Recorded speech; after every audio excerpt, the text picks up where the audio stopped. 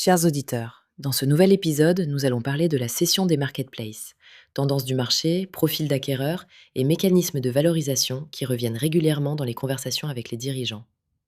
Le texte analyse d'abord le contexte, une expansion rapide des marketplaces portée par le commerce en ligne et les effets de réseau, avec une fenêtre 2026 favorable à la cession pour les acheteurs recherchant la scale to sell, la conformité DMA et DSA, ainsi qu'une récurrence de revenus.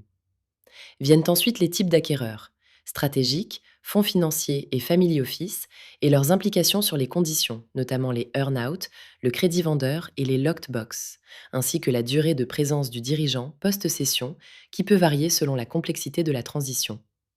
Le document détaille les préparatifs 6 à 12 mois avant la vente.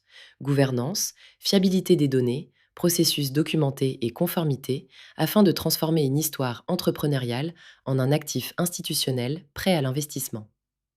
Il décrit aussi le processus de vente type: teaser, NDA, CIM, shortlist, LOI, due diligence, SPA, closing.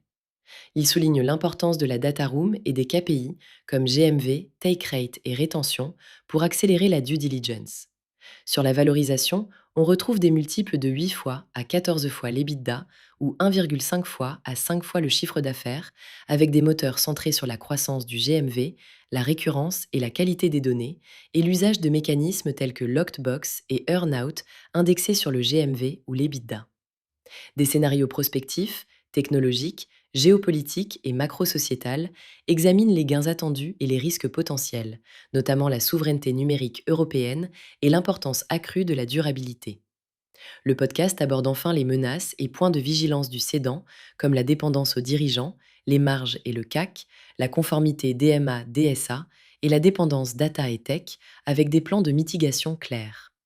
Enfin, les transactions récentes et l'appétit du marché sont évoqués, citant des exemples européens de consolidation et des horizons 2026 sur lesquels les acteurs devront démontrer leur scalabilité et leur maturité ESG.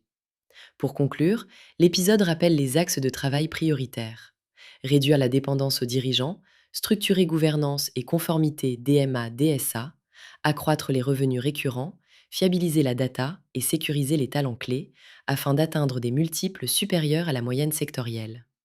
N'hésitez pas à partager, vous abonner et lire nos analyses pour approfondir ces leviers.